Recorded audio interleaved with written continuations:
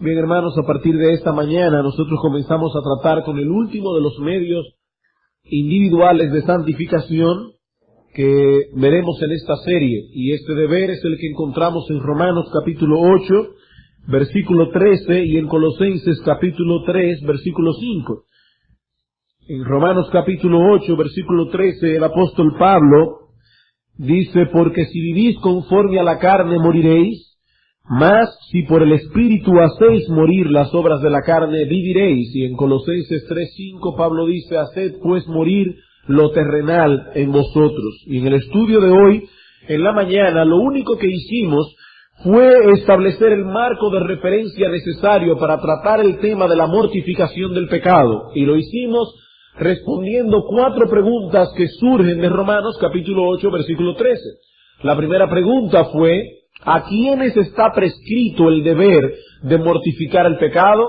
Y decíamos que Pablo no está hablando aquí a personas inconversas acerca de su salvación.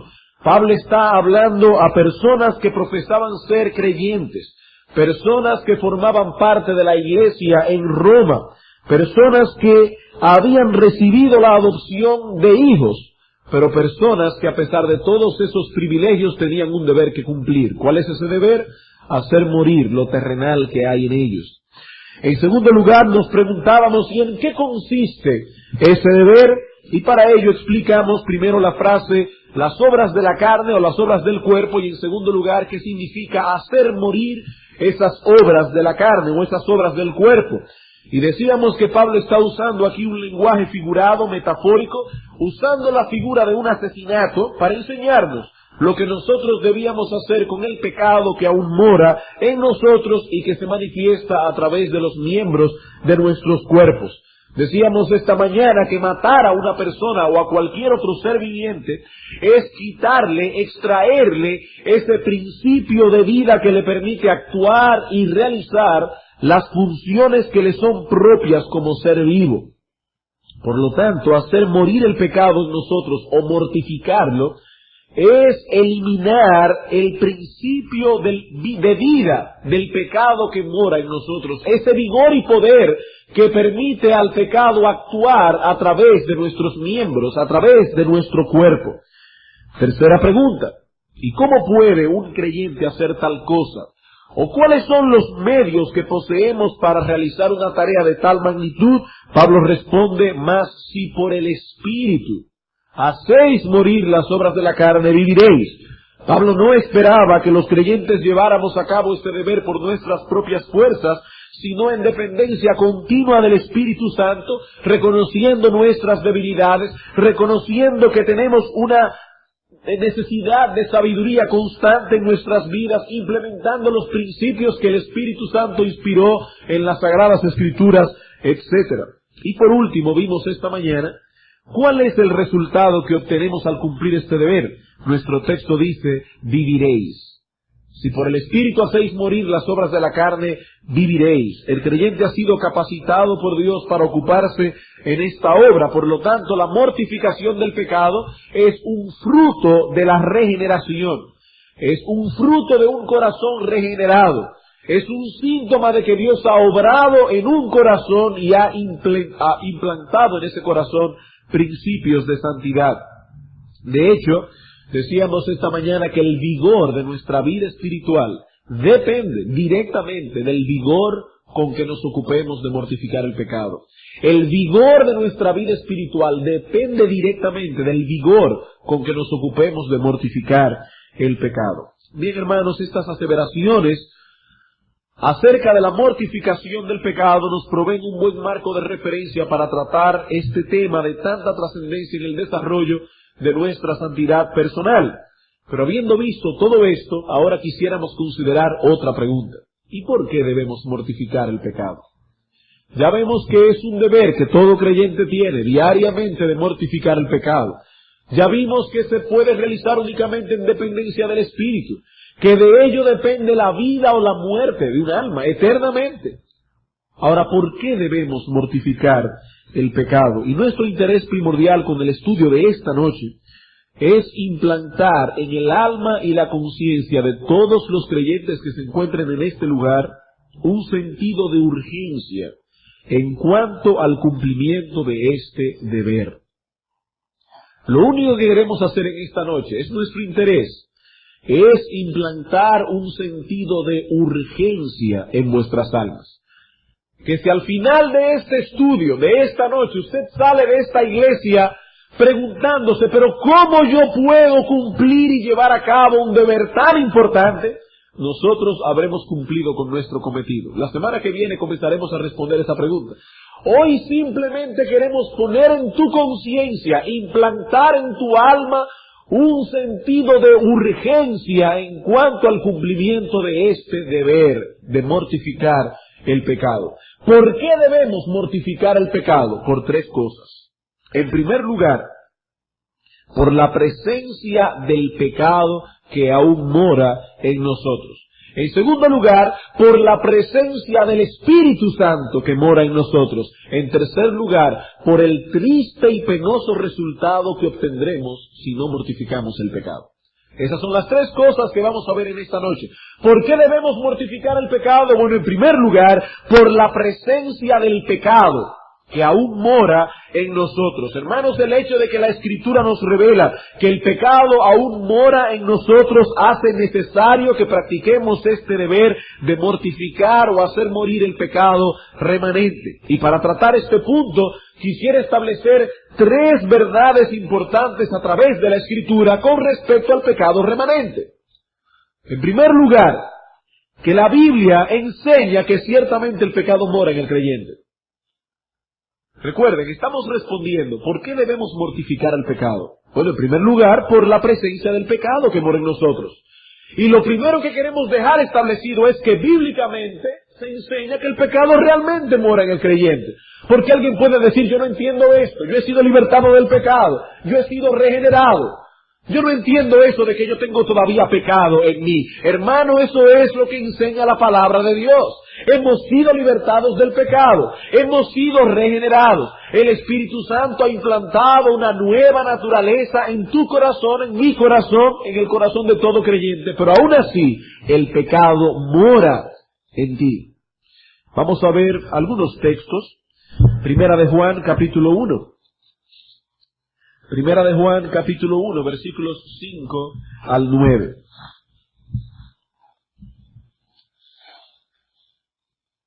Primera de Juan, capítulo 1, versículos 5 al 9. Dice el apóstol Juan, este es el mensaje que hemos oído de él y os anunciamos. Dios es luz y no hay ninguna tinieblas en él. Si decimos que tenemos comunión con Él, pero andamos en tinieblas, mentimos y no practicamos la verdad. Pero si andamos en luz, como Él está en luz, tenemos comunión unos con otros. Dice el apóstol Juan, una persona que dice tener comunión con Dios, pero al mismo tiempo anda en tinieblas, es un mentiroso. ¿Pero qué significa andar en tinieblas? Significa vivir en la práctica continua del pecado. ¿Y cómo sabemos que andar en tinieblas significa andar en la práctica continua del pecado y no el hecho de cometer algunas veces algunos pecados? Porque el mismo Juan dice en el versículo 7, no solamente que tenemos comunión unos con otros, sino que la sangre de Jesucristo, su Hijo, nos limpia de todo pecado. Aún el creyente tiene la necesidad de ser limpiado por la sangre de Jesucristo constantemente. ¿Por qué? Porque el pecado todavía mora en él. Versículo 8, si decimos que no tenemos pecado, nos engañamos a nosotros mismos y la verdad no está en nosotros. Un creyente que diga, no, esos son los otros cristianos, pero yo he alcanzado un grado tal de madurez que ya el pecado no mora en mí. Dice el apóstol Juan, si tú dices eso, te estás engañando a ti mismo. Y la verdad no está en ti. Te estás engañando a ti mismo.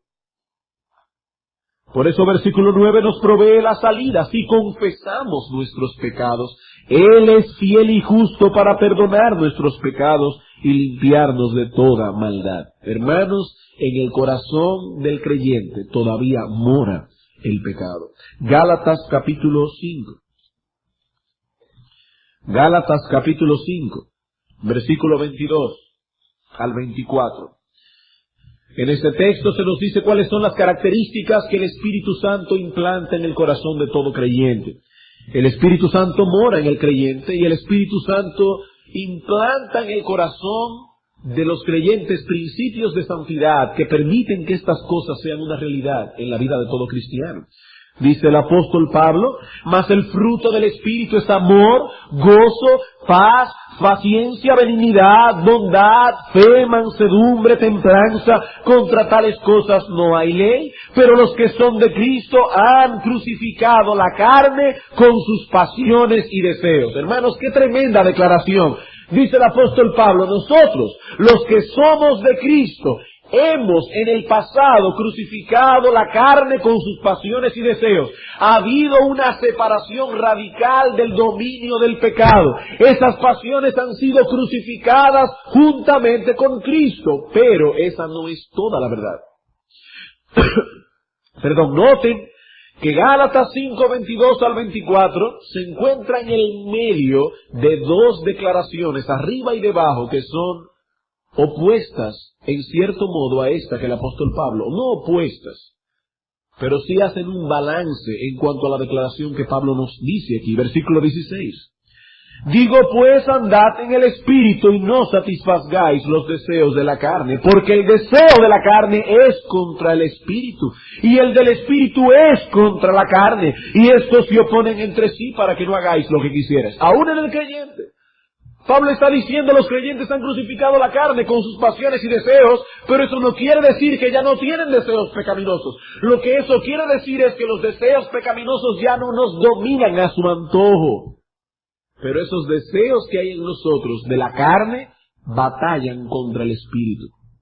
Y más adelante en el versículo 26, luego de haber dicho que los que son de Cristo han crucificado la carne, dice Pablo, no nos hagamos vanagloriosos, irritándonos unos a otros, envidiándonos unos a otros. Hermanos, si alguno fuere sorprendido en alguna falta, Pablo dice, los que son de Cristo han crucificado la carne. Sin embargo, pueden ser sorprendidos en alguna falta. Sin embargo, puede haber en el corazón de un creyente envidia, irritación, ira, impaciencia, intolerancia. ¿Por qué? Porque el pecado mora en el creyente. Por un lado, Pablo nos dice que los que son de Cristo han crucificado la carne, que ha ocurrido una separación radical del dominio del pecado, que ese dominio del pecado ha sido roto, que el pecado ya no es nuestro rey. Pero ¿es esta acaso toda la realidad en este asunto? ¿Es esta acaso toda la realidad en este asunto? Hermanos, ¿no es cierto también que ese pecado que ya no es nuestro Señor continúa luchando y batallando en nuestro interior?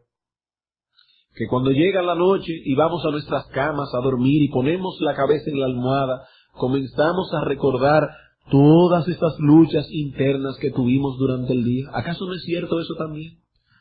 La lucha que tuvimos durante el día con la impaciencia, la lucha que tuvimos durante el día con los pensamientos pecaminosos, la lucha que tuvimos durante el día con la irritabilidad, la lucha que tuvimos durante el día con las palabras inoportunas, con la ansiedad, etc. ¿De dónde proviene todo eso? Del pecado que aún mora en nosotros. Hermanos, el pecado remanente no es un mero concepto teológico. El pecado remanente no es un mero concepto teológico que aparece en los tomos de teología. El pecado remanente es una terrible realidad en la vida de todo hijo de Dios. El pecado ya no es nuestro rey, pero aún mora en el corazón de todo verdadero creyente. Y en ningún lugar de la Escritura encontramos la enseñanza de que se puede llegar a una madurez tal en la vida cristiana que el cristiano ya no tenga más problemas con el pecado de este lado de la eternidad. En ningún lugar de la Escritura se enseña eso. Escuchen el testimonio de uno de los creyentes más fieles que ha tenido la iglesia del Señor desde sus inicios, el apóstol Pablo. Un hombre que pudo decir inspirado por el Espíritu Santo, porque cualquiera puede decir lo que sea, pero Pablo lo dijo inspirado por el Espíritu Santo: sed imitadores de mí como yo de Cristo. ¿Y saben lo que dijo ese hombre en Romanos capítulo 7, versículo 16 al 23? Ese hombre que dijo, imítenme a mí porque yo soy imitador de Cristo. El gran apóstol Pablo Dice él en el versículo 16 de Romanos 7, y si lo que no quiero, esto hago, apruebo que la ley es buena, de manera que ya no soy yo quien hace aquello, sino el pecado que mora en mí. Y yo sé que en mí, esto es, en mi carne, no mora el bien, porque el querer el bien está en mí, pero no el hacerlo. Porque no hago el bien que quiero, sino el mal que no quiero, eso hago. Y si hago lo que no quiero, ya no lo hago yo, sino el pecado que mora en mí. Así que queriendo yo hacer el bien, hallo esta ley, que el mal está en mí, porque según el hombre interior me deleito en la ley de Dios, pero veo otra ley en mis miembros, que se rebela contra la ley de mi mente, y me lleva cautivo a la ley del pecado que está en mis miembros. El apóstol Pablo fue el que escribió eso. Y él está hablando de su experiencia como cristiano. El pecado mora en el creyente. Pero la Escritura no solamente nos enseña que el pecado mora aún en el creyente, más todavía. La Biblia nos enseña que el pecado está activo en el creyente. El problema no es que el pecado more en el creyente.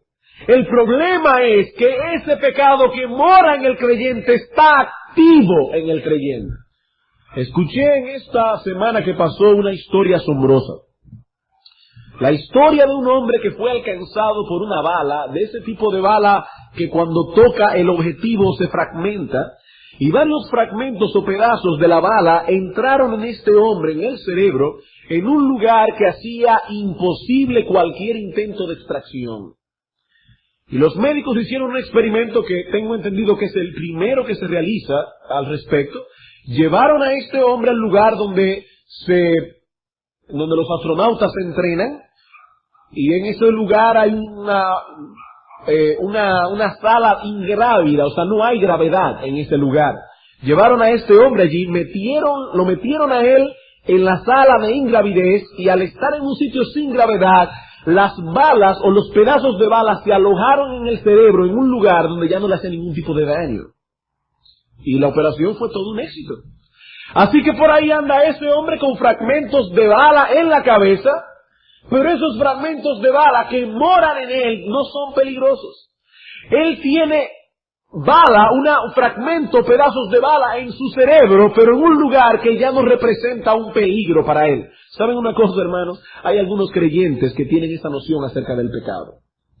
Ellos piensan que el pecado mora en ellos, pero como una especie de bomba que ha sido desactivada, o como una especie de volcán que ha sido extinguido. Este hombre de nuestra historia puede andar por la calle despreocupado completamente, ignorando la bala o los pedazos de bala que moran en él. Pero los creyentes no pueden vivir ignorando que el pecado mora en ellos. ¿Por qué? Porque el pecado no solamente mora en el creyente. El pecado está activo en la vida del creyente. Gálatas capítulo 5, versículo 17 otra vez. La misma escritura que nos enseña que el pecado mora en nosotros, también nos enseña que ese pecado está activo en nosotros. Gálatas capítulo 5, versículo 17. Dice el apóstol Pablo, porque el deseo de la carne, y el texto griego es mucho más enfático aquí. El texto griego dice, porque el deseo intenso de la carne es contra el espíritu. Pablo no nos dice aquí que el pecado se encuentra en nosotros quieto y sereno, viviendo en paz al lado del espíritu que también habita en nosotros. Pablo dice, no. El deseo intenso de la carne, de esa corrupción que mora en nosotros, es contra el espíritu. Todo el tiempo está luchando contra el espíritu. Y es lo mismo que dice Pablo en Romanos 7:23, el texto que leímos hace un momento. Pablo dice, veo otra ley en mis miembros. ¿Y qué continúa diciendo Pablo? Una ley que cohabita pacíficamente en nosotros, que ha hecho un tratado de paz con el espíritu. No. Pablo dice, veo otra ley en mis miembros que se revela. Y Pablo está hablando allí en un lenguaje, tiempo presente, continuo, que se está revelando continuamente contra la ley de mi mente y que me lleva cautivo a la ley del pecado que está en mis miembros. Pablo dice, veo otra ley en mis miembros que se está rebelando constantemente contra la ley de Dios que está puesta y colocada en mi mente. No que cohabita pacíficamente en nosotros. Él está intentando en todo momento llevarnos cautivos a la ley del pecado. Santiago capítulo 1 versículos 13 al 15.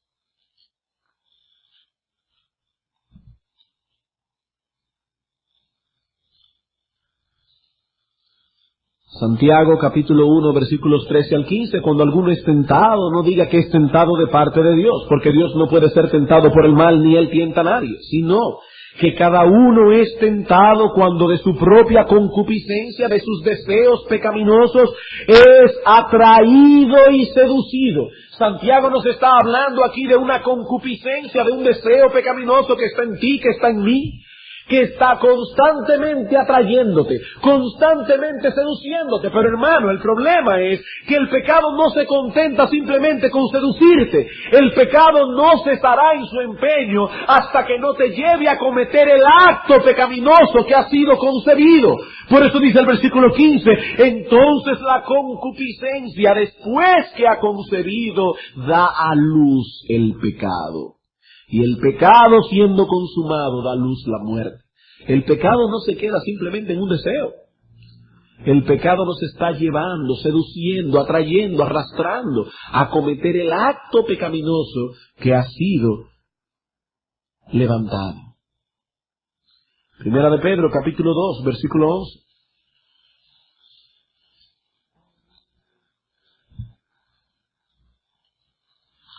Primera de Pedro, capítulo 2, versículo 11. Amados, yo os ruego como extranjeros y peregrinos que os abstengáis de los deseos carnales que batallan contra el alma. Esos deseos carnales que están en nosotros, dice Pedro, batallan constantemente contra nuestra alma. No cohabitan pacíficamente en nosotros, batallan constantemente contra nuestra alma, tratando de llevarnos al pecado, tratando de alejarnos de Dios, tratando de impedirnos que vivamos con Dios y para Dios. Tenemos un enemigo dentro de nosotros que está impidiendo todo el tiempo que vivamos con Dios y para Dios. Dice Pedro, los deseos carnales que hay en nosotros batallan contra nuestra alma. Y voy a citar aquí a John Owen, pongan atención, porque lo que dice este hombre es digno de ser oído. No existe un solo día, ni siquiera el día del Señor, que venimos a la iglesia, que en la tarde leemos la palabra, que leemos libros cristianos, que venimos en la tarde a la iglesia otra vez. Un solo día no existe en que el pecado no nos frustre o sea frustrado, en que el pecado no nos conquiste o sea conquistado. Y así ha de ser, dice Owen, mientras vivamos en este mundo. No existe un solo día en que o nosotros frustremos el pecado o que el pecado nos frustre a nosotros, en que nosotros conquistemos al pecado o el pecado nos conquiste a nosotros. No existe, hermano, un solo día. Así que si tú no estás mortificando el pecado ni te estás preocupando por eso, el pecado está conquistando y frustrando tu alma diariamente. Porque Pedro dice, hermanos, yo os ruego que os abstengáis, que mortifiquéis los deseos de la carne que batallan constantemente contra tu alma. No estamos hablando aquí de un enemigo débil. No estamos hablando aquí de un enemigo bonachón. Estamos hablando de un enemigo que batalla constantemente contra tu alma. Pero la Biblia no dice solamente eso acerca del pecado remanente. Ya vimos que el pecado mora. Ya vimos que el pecado está activo, pero lo peor viene ahora. El pecado no solamente mora y está activo en el creyente, sino que el pecado remanente intenta producir lo peor en el creyente. Ya es demasiado malo que el pecado more en nosotros. Ya es demasiado malo que el pecado esté activo en nosotros. Pero debemos considerar también el hecho de que el pecado tiene una meta específica. El pecado que hay en nosotros tiene una meta específica. ¿Saben cuál es? Arrastrarnos y llevarnos a producir lo peor en nosotros. A que nosotros produzcamos esos frutos de la carne que aparecen en Gálatas capítulo 5, versículo 19 al 21. Hacia allí es que el pecado se dirige. En Gálatas capítulo 5, versículo 19 al 21 dice Pablo: manifiestas son las obras de la carne, que son adulterio, fornicación, inmundicia, lascivia, idolatría, hechicería, enemistades, pleitos, celos, iras, contiendas, disensiones, herejías, envidias, homicidios, borracheras, orgías y cosas semejantes a esta, acerca de las cuales os amonesto, como ya os lo he dicho antes, que los que practican tales cosas no heredarán el reino de Dios. Hermanos, eso es lo único que produce el pecado que mora en el hombre. Lo único. Eso es lo que hace la carne, la corrupción interna que hay en toda persona. Ahora, hay una diferencia entre el inconverso y el creyente. El inconverso prácticamente no tiene ningún freno con respecto a las obras de la carne. Y digo prácticamente porque el inconverso no es que no tenga ningún freno. Dios en su gracia común ha dado ciertos frenos al hombre, aún al hombre inconverso. Por ejemplo, el gobierno humano es un freno que Dios ha puesto en la sociedad para frenar hasta cierto punto el mal. Para otros, se frenan de cometer cierto tipo de pecado porque le tienen temor a la sociedad. Otros hombres inconversos se frenan de cometer cierto tipo de pecados porque no quieren traer deshonra sobre su familia. Y en una forma u otra, en la gracia común del Señor, esos son frenos que Dios ha dado al hombre inconverso. Pero son frenos muy débiles. En el caso del creyente es distinto. Los creyentes han experimentado una separación radical del dominio del pecado. El pecado ya no puede manejarlo a su antojo. Pero esos principios pecaminosos que aún moran en el creyente, oigan bien, si le damos un chance, nos van a arrastrar de nuevo a cometer esos actos pecaminosos que eran propios de nuestra vida inconversa. Porque la carne, el pecado en el creyente no ha sido regenerado. Nosotros hemos sido regenerados, pero el pecado que mora en nosotros contiene toda su maldad, contiene toda su iniquidad, contiene toda su depravación. La depravación que hay en el creyente es depravación. La única diferencia que existe entre el creyente y el inconverso es que el inconverso no ha sido separado del dominio del pecado, el creyente sí. Pero si el creyente le da un chance al pecado que mora en él, lo va a arrastrar hasta allí. El pecado no solamente mora en nosotros, no solo está activo en nosotros, el pecado intenta llevarnos a cometer lo peor. Lo peor. No estamos diciendo aquí que un creyente puede dedicarse a vivir en una práctica continua de los pecados que dice Gálatas. No, eso no es lo que estamos diciendo, porque Pablo dice, el que vive en esos pecados no heredará el reino de Dios. Lo que estamos diciendo es que todo creyente en todo momento corre el peligro de cometer cualquiera de esos pecados que aparecen allí, con solo darle un chance a la carne que mora en él. ¿O por qué ustedes creen que el Espíritu Santo ha registrado en su palabra el adulterio de David, el crimen que cometió contra Urías, la negación de Pedro, la borrachera de Noé? ¿Por qué ustedes creen que en la Escritura se nos registran cosas tan desagradables? ¿Por qué? Porque si no mortificas el pecado, debes saber que es hacia allí donde él pretende arrastrarte, hacia lo peor, hacia lo peor. Cualquier pensamiento lascivo que surja en tu mente, tienes que entender que te está moviendo al adulterio y a la fornicación. Esa es la meta del pecado. Cualquier pensamiento lascivo se dirige al adulterio o la fornicación, a menos que no sea frenado. Cualquier ira que surge en tu corazón se está moviendo al homicidio, a menos que no sea mortificado. Cualquier codicia que surge en tu corazón se mueve al robo y a la idolatría, a menos que no sea mortificado. El pecado se mueve a lo peor. Esa es la meta que tiene el pecado, en ti, en mí, en el inconverso.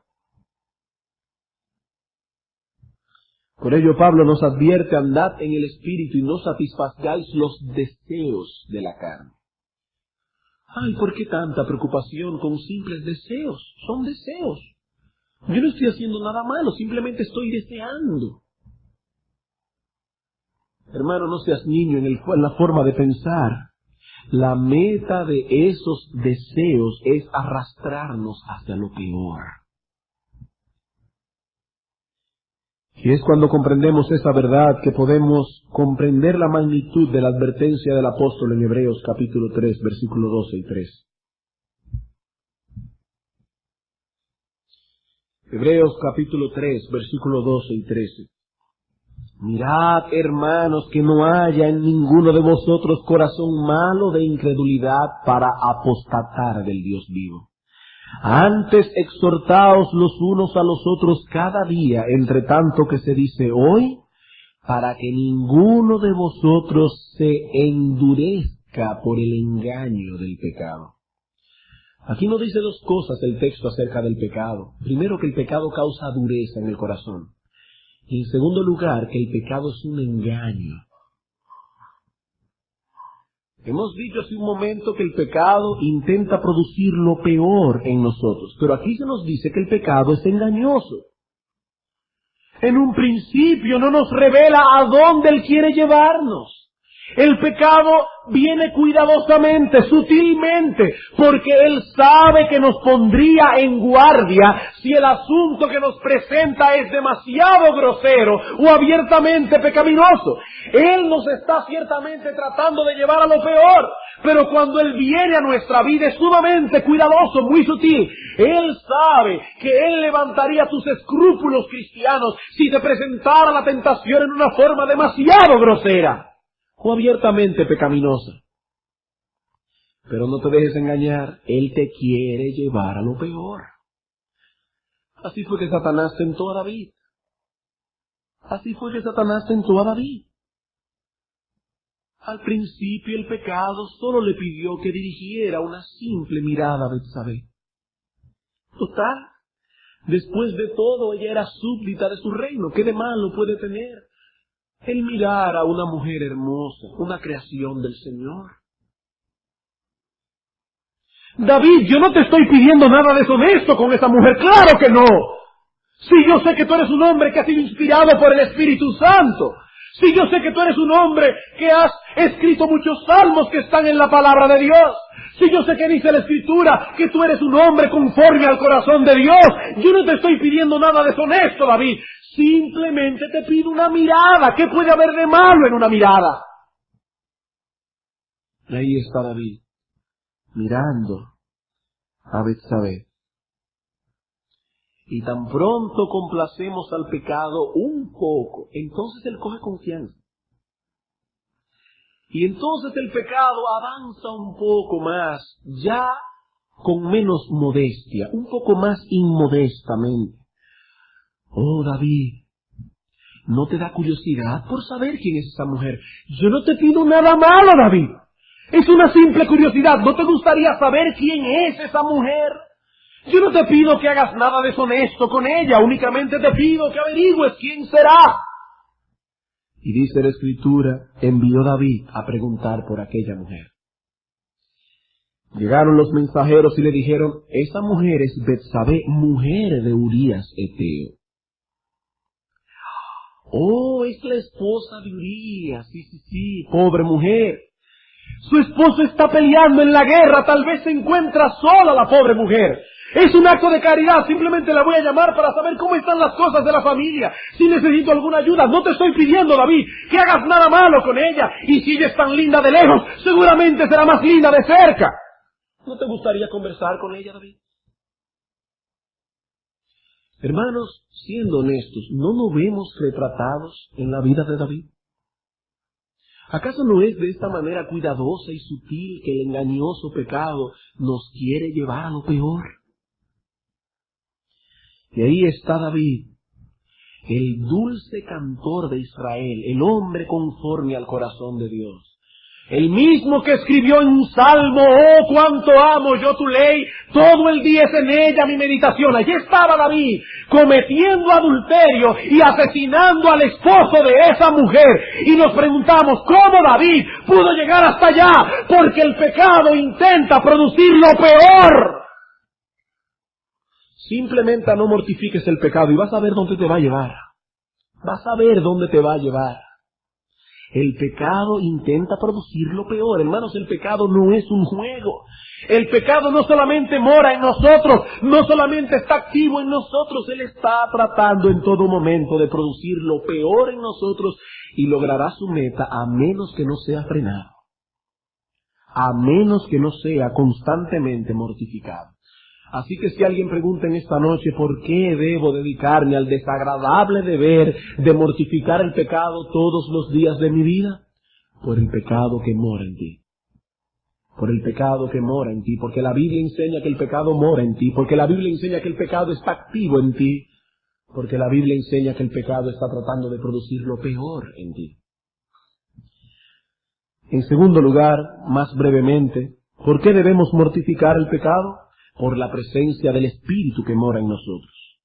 Por la presencia del Espíritu que mora en nosotros. Ya vimos esta mañana que el Espíritu Santo mora en todo verdadero creyente desde el mismo momento de la conversión. ¿Y a qué está dedicado el Espíritu dentro de nosotros? La Escritura enseña que el Espíritu Santo primeramente nos ha separado, ha creado una separación radical entre nosotros y el dominio del pecado. Pero no solamente eso. El Espíritu Santo también está activo constantemente oponiéndose al pecado que está en nosotros. Gálatas 5:17 otra vez. Gálatas 5:17.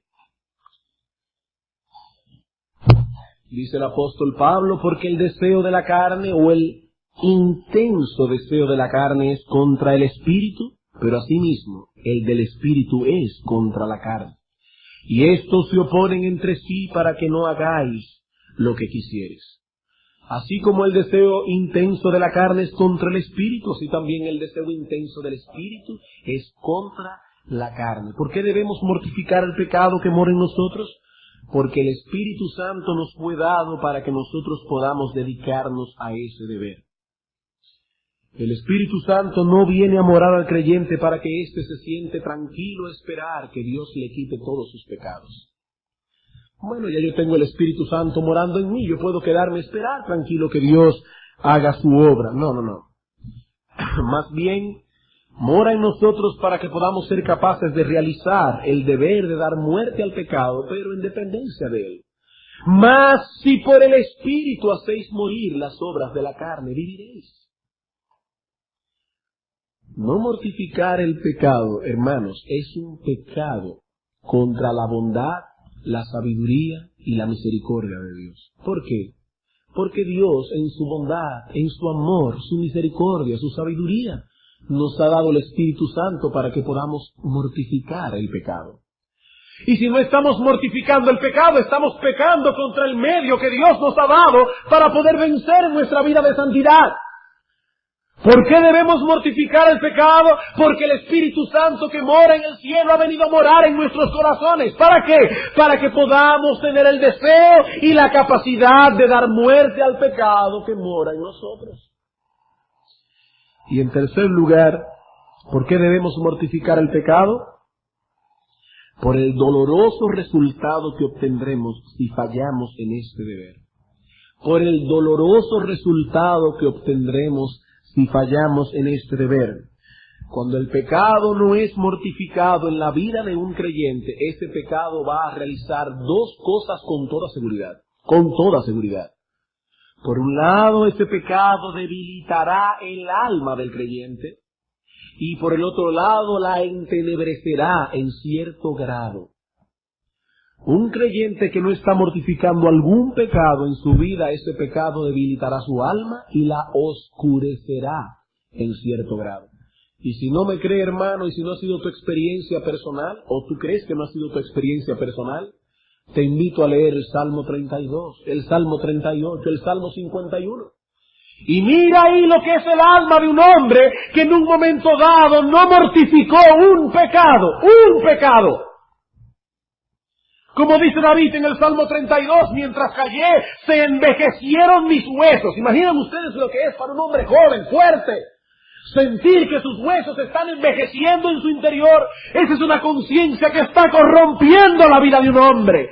Mientras callé, se envejecieron mis huesos. Se volvió mi verdor en sequedades de verano. ¿Por qué? Por un pecado no confesado. Y llegamos al Salmo 38 y dice David, nada hay sano en mi carne a causa de tu ira, nada. Ni hay paz en mis huesos a causa de mi pecado, porque mis iniquidades se han agravado sobre mi cabeza como carga pesada, se han agravado sobre mí. ¿Por qué? Por pecado no confesado. Cuánta inquietud, cuánta inseguridad produce en nuestras vidas los pecados no confesados, los pecados no mortificados. Hermanos, cuando nosotros estamos descuidando el deber de mortificar el pecado no nos mira y dice, ay, el pobre está tan descuidado y tan distraído que le voy a dar un poco de tregua. No, el pecado no es tan bueno. El pecado no es tan bueno. Él está allí esperando el momento oportuno para atacar. Él está esperando el momento oportuno para atacar. ¿Tú no recuerdas, hermano, aquellos momentos en que disfrutabas el estar a solas con Dios? ¿Los recuerdas? ¿Recuerdas cuando tu alma tenía la luz del gozo de ser creyente? ¿Recuerdas cuando tenías la luz de la seguridad de estar en Cristo? El gozo de compartir con tus hermanos, con el pueblo de Dios. El gozo de escuchar la palabra de Dios predicada domingo tras domingo.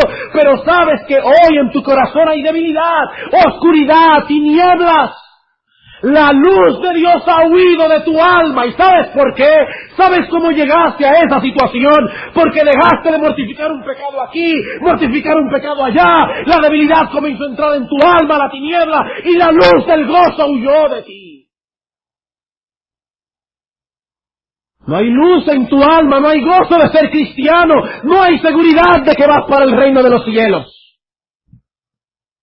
No disfrutas compartiendo con el pueblo de Dios las cosas que son propias del pueblo de Dios. Cuando están hablando de cualquier otra cosa estás bien. Pero desde que viene un hermano a traer un tema espiritual, ahí sientes que estás fuera de lugar. ¿Por qué? ¿Por qué? Por pecados no confesados en tu alma. Comenzaste a descuidar un pecado aquí, un pecado allí, otro pecado allá. Y hoy te preguntas, ¿por qué yo no siento nada cuando estoy orando delante de Dios? ¿Por qué leo la Escritura y yo no siento nada? Que Dios me está hablando a mi alma a través de su palabra. ¿Por qué? Por pecado no confesado. La debilidad entró en tu alma y la oscuridad también, y la luz de Dios huyó. La luz de Dios huyó de ti. Comenzaste a descuidar ese jardín de tu alma, donde Dios había plantado diversas manifestaciones de su gracia. Dios plantó la planta de la fe, del gozo, del amor. Todas esas plantas estaban allí en el jardín de tu alma, pero tú comenzaste a descuidarlas. ¿Y sabes qué pasó después? Comenzaste a digerir tus pecados sin sentir amargura por ellos. Comenzaste a digerir tus pecados sin sentir amargura por ellos. Comenzaste a hablar palabras duras y ya no te causaba amargura. No tratabas a tu esposa como un vaso frágil. No te ocupabas de la crianza de tus hijos. No te ocupabas de criar a tus hijos y a tu familia y llevarla al temor de Dios. Pero no sentías amargura en tu corazón. Comenzaste a digerir pecado sin que te causara amargura. Y si ese es tu caso, hermano o amigo que está en esta iglesia, quiero decirte que estás en peligro, porque estás en el camino de los apóstatas. Los apóstatas son así, comienzan a digerir pecado y eso no les causa amargura en el alma. Estás en el camino de la apostasía. ¿Y sabes cómo llegaste allí? Porque no estabas mortificando los pecados. No estabas mortificando el pecado. Pero el pecado no mortificado no solo es dañino para nosotros, es dañino para todos los que nos rodean. Para todos los que nos rodean. Los vecinos, que saben que nosotros profesamos ser creyentes. Nuestros compañeros de trabajo. Nuestros hijos que nos ven día tras día en la manera en que nos comportamos. ¿Sabes lo que causa en los inconversos que nos rodean tu pecado no mortificado? En esos inconversos que nos rodean el pecado no mortificado, por un lado causa endurecimiento de corazón y por el otro lado causa engaño.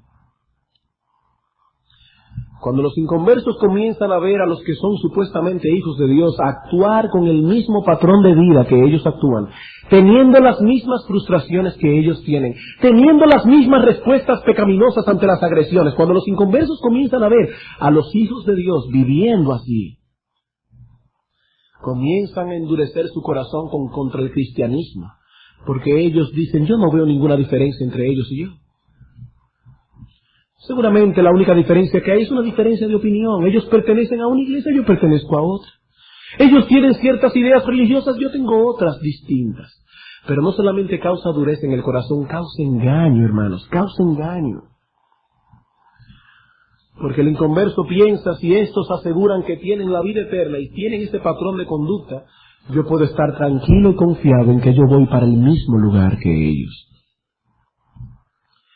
Si hasta me he dado cuenta que él como creyente y yo vemos el mismo programa los domingos en la tarde, increíble, cuánta coincidencia.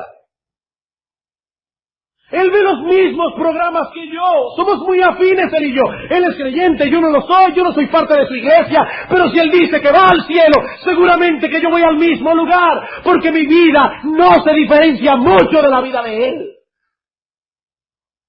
Dureza, engaño.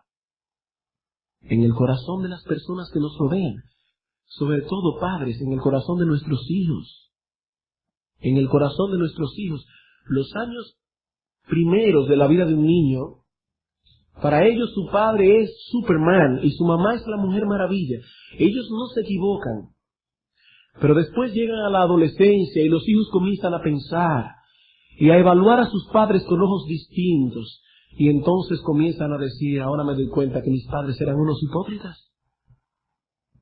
Que mis padres eran unos hipócritas y por esa razón la mayoría de las deserciones que ocurren en el pueblo de Dios entre los niños que nacen en las iglesias ocurre en la adolescencia. Ellos comienzan a darse cuenta que sus padres no eran lo que ellos decían ser. Dureza en el corazón de nuestros hijos. Engaño en el corazón de nuestros propios hijos. Y todo verdadero creyente tiembla ante la idea de que él puede ser usado como un instrumento para endurecer y engañar a los que le rodean. Y eso es exactamente lo que ocurrirá si no mortificamos el pecado. Entonces, hermanos, ¿por qué debemos mortificar el pecado? En primer lugar, por la presencia del pecado que mora en nosotros. En segundo lugar, por la presencia del Espíritu que mora en nosotros. En tercer lugar, por el triste resultado que obtendremos si no mortificamos el pecado. Y quisiera concluir recordando a los hermanos de la iglesia que es nuestra la responsabilidad de llevar a cabo los deberes que encontramos en textos como 2 Corintios capítulo 7 versículo 1, perfeccionando la santidad en el temor de Dios. Es nuestra responsabilidad. Es nuestra responsabilidad de crecer en la gracia y el conocimiento de nuestro Señor Jesucristo, como dice 2 de Pedro 3:18. Es nuestra responsabilidad renovarnos internamente, como dice 2 Corintios capítulo 4 versículo 16. Es nuestra responsabilidad, pero como dice John Owen, y me voy a permitir citar una extensa cita de Owen, dice él, Estas cosas no pueden ser hechas si no mortificamos diariamente el pecado. El pecado tiene todo su poder dirigido contra todo acto de santidad, contra cada grado de crecimiento nuestro. Oigan lo que dice Owen. Todo el poder del pecado es como un gran ejército. Tiene todos sus cañones enfocados contra todos nuestros actos de santidad, contra cada grado de crecimiento en santidad. No pienses que podrás hacer cualquier cosa que pertenezca a la santidad o crecer en gracia si no es luchando y mortificando el pecado. Por eso dice él una de las frases de autores no inspirados más verídicas que un hombre puede escribir: que ningún hombre piense que puede hacer algún progreso en santidad quien no camina sobre el vientre de sus deseos pecaminosos. ¿Oyeron eso? Que ningún hombre piense que puede hacer algún progreso en santidad quien no camina sobre el vientre de sus deseos pecaminosos. Nadie. Cualquier progreso en santidad es pisando el cadáver del pecado.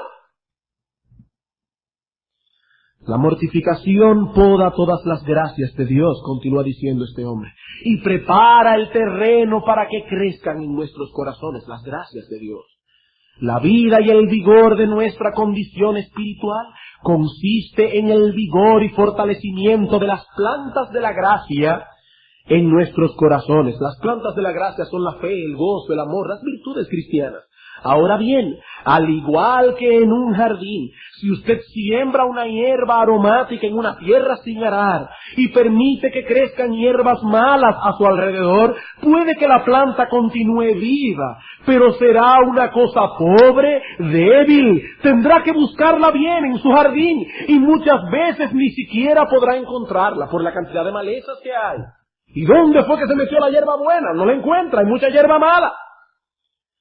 Y cuando la encuentre, no sabrá si es realmente la planta que buscaba. Tendrá que buscar un diccionario para diferenciarla.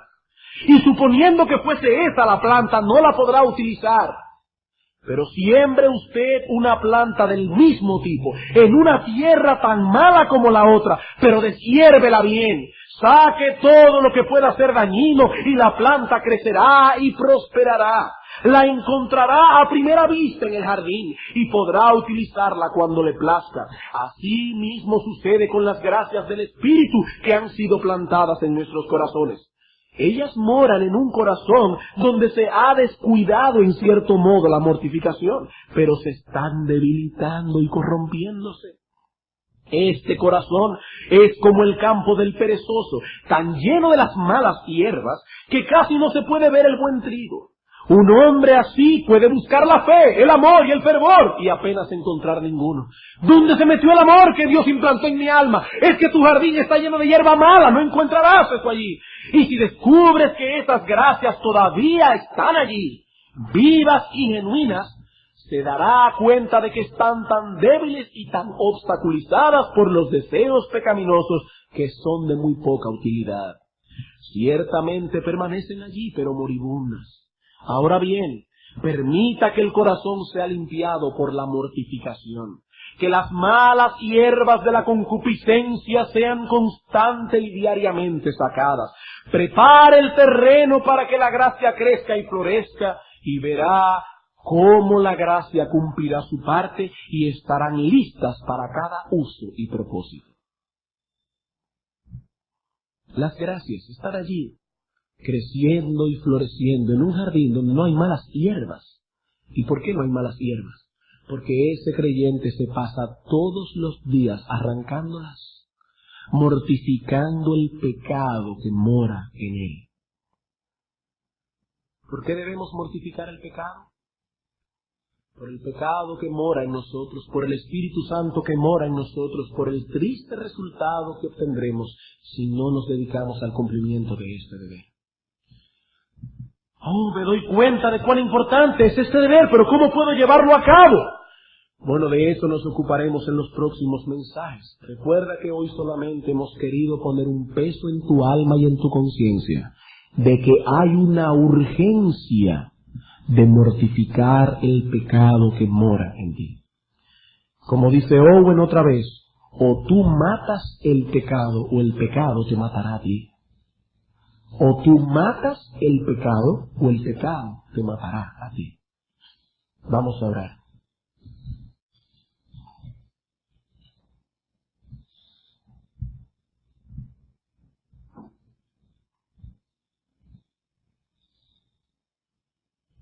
Te damos las gracias, oh Señor, por haber encontrado gracia delante de tus ojos para poder explicar tu palabra en esta tarde. Es nuestro deseo, Señor, que tu Santo Espíritu pueda completar la obra que hemos iniciado nosotros aquí en esta hora. Hemos explicado tu palabra, hemos puesto ejemplos, algunos de ellos dramáticos, pero solo tu Espíritu Santo puede hacer una impresión en el alma y en la conciencia. Padre, ayúdanos a entender la urgencia que tenemos de mortificar el pecado. Ayúdanos a entender la urgencia que tenemos de dedicarnos diariamente a este sagrado deber. Ayúdanos a entender que el pecado intenta producir lo peor en nosotros a menos que no sea mortificado. Ayúdanos, oh Señor, danos sabiduría. Te lo suplicamos en el nombre de Jesús. Amén.